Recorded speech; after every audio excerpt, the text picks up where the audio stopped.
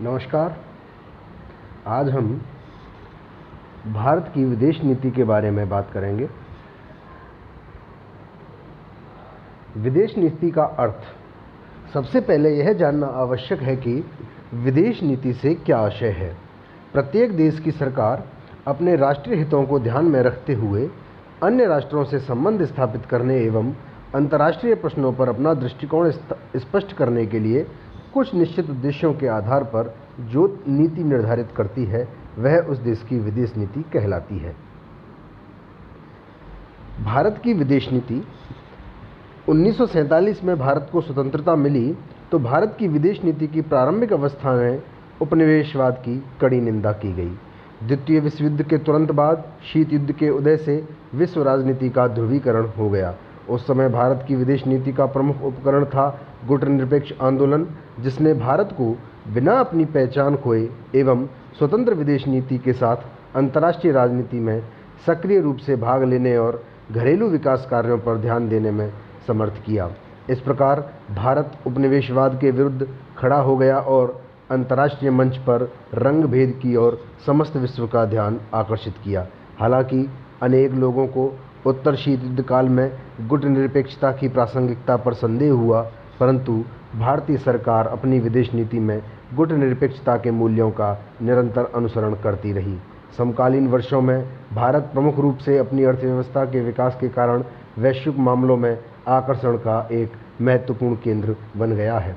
अतः 21वीं शताब्दी में भारत को एक ऐसी विदेश नीति अपनाने की ज़रूरत है जो उसे विकासशील देशों में एक उभरती हुई शक्ति और एक परमाणु संपन्न राज्य के रूप में वैश्विक व प्रादेशिक उत्तरदायित्व के निर्वाह में मदद कर सके। अब हम बात करते हैं भारतीय विदेश नीति के निर्धारक तत्वों की। प्राय सभी देशों की विदेश नीतियां स्थायी और गतिशील कारकों द्वारा निर्धारित होती हैं। स्थायी कारकों में भू राजनीतिक स्थिति, अनुभव व परंपराएं, राष्ट्रीय हित, क्षेत्रीय आवश्यकताएं, आर्थिक तत्व, सुरक्षा तथा गतिशील कारकों में अंतर्राष्ट्रीय परिस्थितियां, घटनाएं, देश की आंतरिक स्थिति, नेतृत्व आदि महत्वपूर्ण भूमिका निभाते हैं। भारत की विदेश नीति के भी यही स्थायी एवं गतिशील कारक प्रमुख निर्धारक तत्व हैं। सबसे पहले हम बात करें तो भारतीय विदेश नीति के निर्धारक तत्वों में भूगोल का महत्वपूर्ण स्थान है। जैसा कि नेपोलियन बोनापार्ट का महत्वपूर्ण कथन है कि किसी देश की विदेश नीति उसके भूगोल द्वारा निर्धारित होती है, भारत के संबंध में यह तत्व पूर्णतया सत्य है, क्योंकि प्रकृति ने भारत को एशिया महाद्वीप के दक्षिण में हिंद महासागर पर अरब प्रायद्वीप और हिंद चीन प्रायद्वीप के मध्य केंद्रीय स्थिति प्रदान की है। इसकी सीमाएं सभी दक्षिण एशियाई देश तथा पाकिस्तान, नेपाल, भूटान, श्रीलंका, बांग्लादेश, म्यांमार एवं मालदीव से जुड़ी हुई हैं। यह स्थिति सामरिक एवं व्यवहारिक स्थिति से महत्वपूर्ण है। इसकी उत्तर सीमा से रूस, चीन, पाकिस्तान और अफगानिस्तान नज़दीक हैं। अतः भारत को दोनों साम्यवादी राज्यों के साथ मैत्रीपूर्ण संबंध बनाए रखना आवश्यक है। पाकिस्तान की भौगोलिक स्थिति अमेरिका के लिए सैनिक दृष्टि से अनुकूल है। अतः भारत का उत्तरी अमेरिका की पाकिस्तान भारतीय सैनिकों व आर्थिक प्रभाव को संतुलन रखने के साथ साथ अमेरिका से विकास की दृष्टि से अच्छे संबंध बनाए रखना है। ऐतिहासिक अनुभव, परंपराएं एवं संस्कृति भी भारतीय विदेश नीति के निर्धारक तत्वों में सम्मिलित हैं। आधारभूत रूप से किसी देश की विदेश नीति उसके तत्कालीन ऐतिहासिक अनुभवों, परंपराओं और संस्कृति से निर्धारित होती है। भारत की विदेश नीति में इन अनुभवों और परंपराओं के साथ साथ भारतीय दर्शन के अनुसार भारतीय परंपराओं में राजनीतिक शक्ति का एक आदर्शात्मक स्वरूप उजागर होता है, जिसमें शांति, सहयोग और वसुधैव कुटुंबकम रूपी अंतर्राष्ट्रीयवाद का आदर्श रूप दिखाई पड़ता है। भारतीय संस्कृति साम्राज्यवाद और जातिवाद के घोर विरोधी जियो और जीने दो के शांति के विचारों का समन्वित रूप विदेश नीति में विरासत के रूप में सम्मिलित है। अब हम बात करते हैं भारतीय विदेश नीति के एक अन्य निर्धारक तत्व राष्ट्रीय हित की। प्रत्येक देश की विदेश नीति राष्ट्रीय हित को ध्यान में रखकर निर्धारित की जाती है। राष्ट्रीय हित में उन सभी बातों का योग होता है जो किसी राष्ट्र की संस्कृति, सुरक्षा और भौतिक कल्याण की अधिकतम गारंटी पर बल देता है।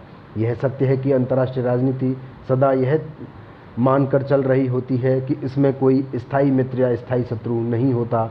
यह सभी राष्ट्रीय हित को देखते हुए बनते और बिगड़ते रहते हैं।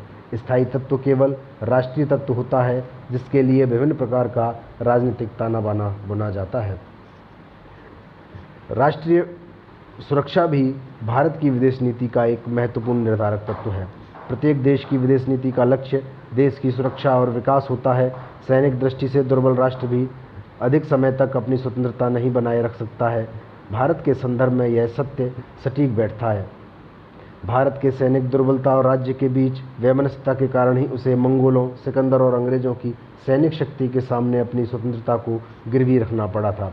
स्वतंत्रता के बाद भी भारत सैनिक दृष्टि से एक समर्थ राष्ट्र नहीं था। इसलिए भारत की विदेश नीति में सभी राष्ट्रों के साथ मैत्रीपूर्ण संबंध बनाए रखने और अपनी स्वतंत्रता और स्वाभिमान की रक्षा के लिए असंलग्नता की नीति को अपनाया गया है। अंतर्राष्ट्रीय क्षेत्र में शीत युद्ध के चलते, नित्य बदलते राजनीतिक समीकरण और गुटबंदियों के चलते भारतीय विदेश नीति अपनी राजनीतिक स्वतंत्रता सुरक्षा के लिए समयानुसार अंतर्राष्ट्रीय संबंधों में पुनः निर्धारण की प्रक्रिया अपनाती रहती है। जैसे पहले अमेरिका से संबंध बहुत खराब थे, किंतु अब अमेरिका के साथ भारत के संबंध मधुर हैं और अमेरिका भारत को परमाणु सहयोग देने को भी तैयार है। आर्थिक विकास तत्व भी विदेश नीति का एक निर्धारक तत्व होता है। आधुनिक समय में राष्ट्रीय आर्थिक विकास तत्व राष्ट्रों के जीवन का महत्वपूर्ण पहलू बन गया है। हर राष्ट्र की आंतरिक नीति अपनी क्षमता के आर्थिक जीवन स्तर को ऊंचा उठाते हुए उसके माध्यम से समृद्ध राष्ट्र बनाना रहता है। प्राकृतिक संसाधनों का उचित उपयोग, उद्योग, उत्पादन, निर्यात आदि का सही मात्रा में संतुलित उपयोग ही अंतर्राष्ट्रीय आर्थिक व तकनीकी सहयोग की आवश्यकता के अनुसार एक समर्थ विदेश नीति बनाने में योगदान देता है। अंतर्राष्ट्रीय शांति एवं सद्भाव को बढ़ावा भी विदेश नीति के निर्धारक तत्वों में सम्मिलित होता है। भारतीय संस्कृति एवं परंपराएं सदैव वसुधैव कुटुंबकम के वेद वाक्य को आधार बनाकर अपनी विदेश नीति को विश्व शांति, सुरक्षा और सद्भाव को लेकर चलती रही हैं। मार्च 1953 में पंडित जवाहरलाल नेहरू ने कहा था कि हम विश्व शांति के पक्षधर हैं और शांति की स्थापना के लिए यदि भारत कुछ कर सके तो उसे करने का हम भरसक प्रयत्न करते रहेंगे। इस नीति के द्वारा भारत का सदैव यह प्रयास रहा है कि विश्व राष्ट्रों के मध्य ऐसी स्थितियां न पैदा हो पाएं जिससे अंतर्राष्ट्रीय तनाव और शांति का वातावरण बने और सारा विश्व तनावग्रस्त हो जाए। इसीलिए भारत अपनी नीति में आचरण के 5 नैतिक सिद्धांत पंचशील को प्रमुख आधार बनाते हुए शांतिपूर्ण सह अस्तित्व को अपनाने के लिए विश्व राष्ट्र का सम्मान करता आ रहा है। शांति और सद्भाव पर एक राष्ट्र के आर्थिक विकास के सपने को यह साकार कर सकेगा। आधुनिक तकनीकी प्रभाव भी विदेश नीति का एक निर्धारक तत्व है। आज हम वैज्ञानिक युग में जी रहे हैं जहां तकनीकी ज्ञान के निरंतर विकास ने हमारी सोच और गतिविधियों को प्रभावित किया है। प्रत्येक राष्ट्र अपने आर्थिक विकास के लिए अत्याधुनिक तकनीक अपनाना चाहता है। अर्धविकसित और विकासशील राष्ट्र विश्व के विकसित देशों पर निर्भर होते जा रहे हैं। फलस्वरूप automatic electric power, radio active isotope, computer software, speaker के आधुनिक उपकरण, उपग्रह प्रणाली पर एकाधिकार रखने वाले देश इन जानकारियों को स्थानांतरण व प्रयोग की अनुमति के लिए शर्त रखकर अन्य विकसित और विकासशील देशों की विदेश नीति को प्रभावित कर रहे हैं। प्रचार और प्रसारण के माध्यम से व्यक्ति और समाज दोनों के चिंतन और राष्ट्रीय अंतर्राष्ट्रीय संबंध घटनाओं पर जनमत तैयार करने में अहम भूमिका निभा रहे हैं। इनके द्वारा किसी भी राष्ट्र की विदेश नीति का विश्लेषण राष्ट्रों के मध्य संबंधों को बिगाड़ता और सुधारता रहता है। आज विदेश नीति के ऊपर आधुनिक तकनीक का महत्वपूर्ण प्रभाव है। इस प्रकार उपरोक्त विवेचन से स्पष्ट होता है कि भारत की विदेश नीति किसी एक तत्व के प्रभाव के स्थान पर अनेक तत्वों के प्रभाव और योगदान से निर्मित होती रही है।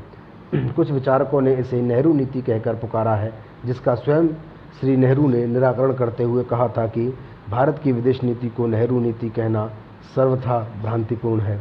यह कहना इसलिए गलत है कि मैंने केवल इस नीति का शब्दों में प्रतिपादन किया है, मैंने इसका आविष्कार नहीं किया। यह भारतीय परिस्थितियों की उपज है। वैयक्तिक रूप से मुझे यह विश्वास है कि भारत के वैश्विक विषयों की बागडोर यदि किसी अन्य व्यक्ति या दल के हाथ में होती तो भी उसकी नीति वर्तमान नीति से भिन्न नहीं होती।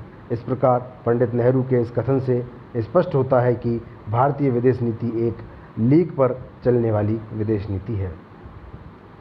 इस प्रकार आज के इस व्याख्यान के अंतर्गत हमने भारत की विदेश नीति के प्रमुख निर्धारक तत्वों के बारे में जाना। अगले भाग में हम पुनः भारत के और अन्य राष्ट्रों के वैदेशिक संबंधों के परिप्रेक्ष्य में जानकारी लेकर प्रस्तुत होंगे। धन्यवाद।